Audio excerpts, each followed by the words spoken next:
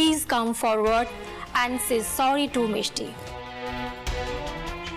আর কখনো যেন না দেখি তোমরা তোমাদের কোনো ক্লাসমেটকে কোনো রকমভাবে খারাপ কথা বলেছো বা তাকে অপমান করেছো।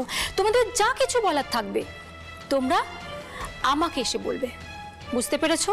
সরি মিস, আমাদের ভুল হয়ে গেছে। মিষ্টি সরি, আমাদের ভুল হয়ে গেছে, আমাদের ক্ষমা করে দে মিষ্টি, আমাদের ক্ষমা করে দে মিষ্টি, আমাদের ভুল হয়ে গেছে। অবেক সরি মিষ্টি, আমার ভুল হয়ে গেছে।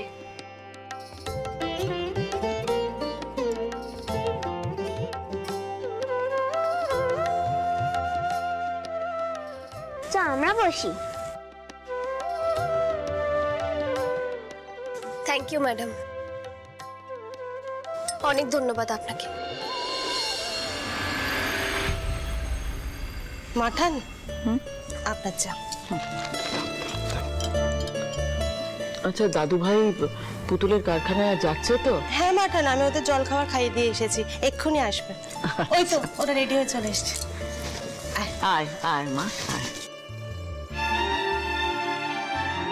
সুখে থাকো, শান্তিতে থাকো, দুজনে হাতে হাত মিলিয়ে লড়াইটা একদম জারি রাখো। ব্যবসার খুব উন্নতি হোক, শ্রীবৃদ্ধি হোক তোমাদের। হ্যাঁ মাঠান, যে করে হোক আমাদের এই কোম্পানিকে আমি দাঁড় করাবই। পুতুলের দেখার স্বপ্নকে, তোমার দেখার স্বপ্নকে আমি সফল করবই। আমাদের এই কোম্পানিকে বিশাল মহিরে পরিণত করব। এত বড় হবে আমাদের কোম্পানি, গর্বে তোমাদের সবার বুক ভরে উঠবে। সে আমি জানি দাদু ভাই, তবে আর একটা কারণে আমার বুকটা কষ্টে ভেঙে যাচ্ছে দাদু ভাই। কেন মাঠান, কি হয়েছে? রায়চৌধুরীদের তৈরি করা আর একটা কোম্পানি যে ধ্বংস হতে বসেছে মা।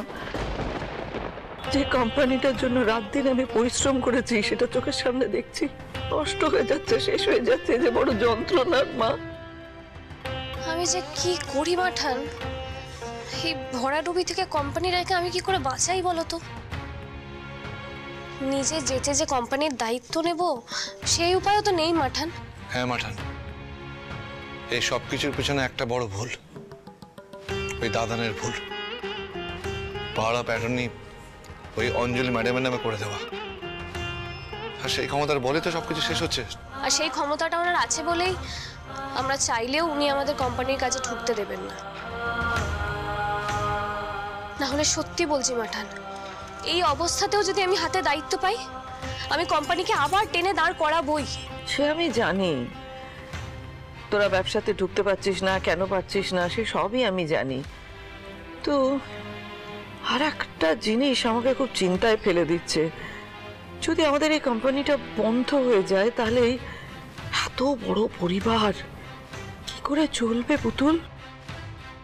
সত্যি তো, এই কথাটা তো আমার মাথাতেই আসেনি। পুতুল পুতুল দেখ, আমি আর দাদাভাই না হয় তোর সংসারে খেয়ে নিতে পারি, কিন্তু কিন্তু মাঠান, বাবা, ময়ূরী, বাড়ির বাকি লোকজন ওরা তো সবাই এই বড় সংসারে খাওয়া দাওয়া করে। আর তাছাড়া এই বাড়ির ইলেকট্রিসিটি বিল রয়েছে, চাপাদির মাইনে রয়েছে, আরো কত খরচাপাতি, সব তো এই মূল ব্যবসার টাকা থেকেই আসতো রে। সবই বুঝতে পারছি ছোট মা, কিন্তু এই বিষয়ে তো দাদানের ভাবনা চিন্তা করা উচিত, তাই না? মাঠান, তুমি কেন ভেবে ভেবে নিজের শরীরটা খারাপ করছো বলো তো? যারা এই কোম্পানিটা চালাচ্ছে তাদের কোনো হুঁশ আছে? এই বড় বাড়িতে খাওয়া দাওয়া তো তারাই করে।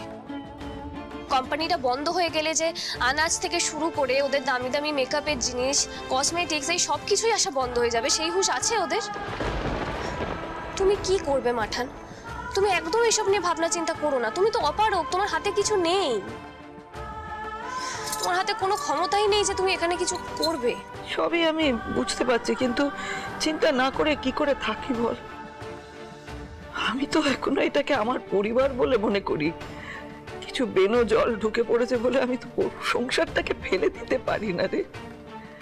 আমার খুব ভয় করছে, চিন্তা হচ্ছে, মনে হচ্ছে যে এই পরিবারটা হয়তো টুকরো টুকরো হয়ে যাবে, আমরা কেউ একসঙ্গে থাকতে পারবো না পুতুল। একটা গাছে শিকড় কেটে দিলে গাছের শেকড়গুলো যেমন চারদিকে ছড়িয়ে পড়ে, আমরাও হয়তো তেমন হয়ে যাব, চারদিকে ছড়িয়ে ছিটিয়ে যাব, আর একসাথে থাকতে পারবো না। না মাঠান, এমন কিচ্ছু হবে না।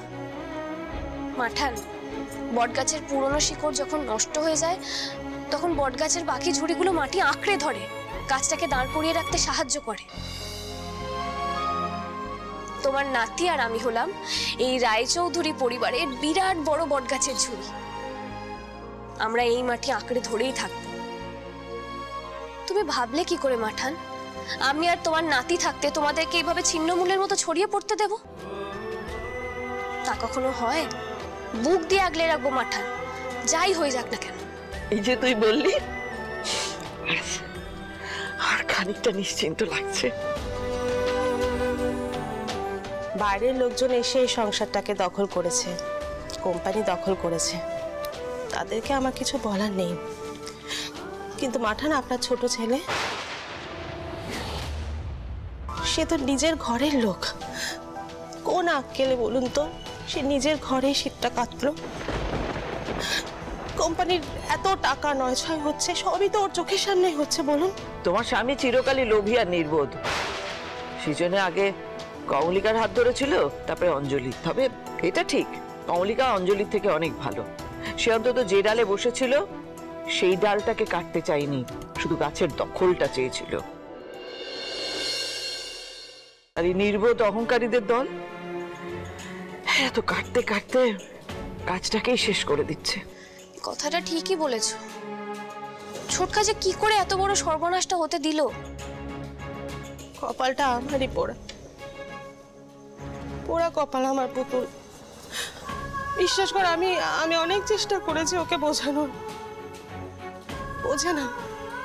বললে পরে শুধু অশান্তি, ঝগড়া। তুই বল, মৈনাকরা তো টাকা পয়সা লুটে পুটে খাচ্ছে, তার সাথে ও। তাও বুঝতাম যদি টাকাটা জমাতো, কিন্তু সেটা তো করছে না, তো উড়িয়ে দিচ্ছে। দুদিন পরে মেয়েটাকে বিয়ে দিতে হবে, তার উপর এই অবস্থা। আমি বুঝতে পারছি না পুতুল, কি হবে আমি বুঝতে পারছি না। ছোট মা, ছোট মা, আমার কথাটা শোনো। তুমি দেখো, ছোটকা একদিন না একদিন ঠিক নিজের ভুল বুঝতে পারবে। এর আগেও তো একবার হয়েছিল এরকম। ছোটকা তো নিজের ভুল বুঝতে পেরে শুধরে গিয়েছিল, বলো? হ্যাঁ, শুধরে গেছিল তো। তারপরে আবার ওই অঞ্জলি রাক্ষসীটা এলো আর তো চোটকার মাথাটা খেয়ে নিল। অমনি বল পাল্টে গেল, তাই না? আমার ইচ্ছা করে, জানিস তো পুতুল, আমার ইচ্ছা করে কি ওই অঞ্জলি রাক্ষসীটার চুলটা টানতে টানতে আমি নিয়ে এই বাড়ির থেকে বার করে দিই ওকে। আমি আর সহ্য করতে পারছি না। কাকু, শান্ত হও, একটু সময় দাও, দেখবে কাকা একদিন ঠিক শুধরে যাবে, ছোটকা একদিন ঠিক শুধরে যাবে।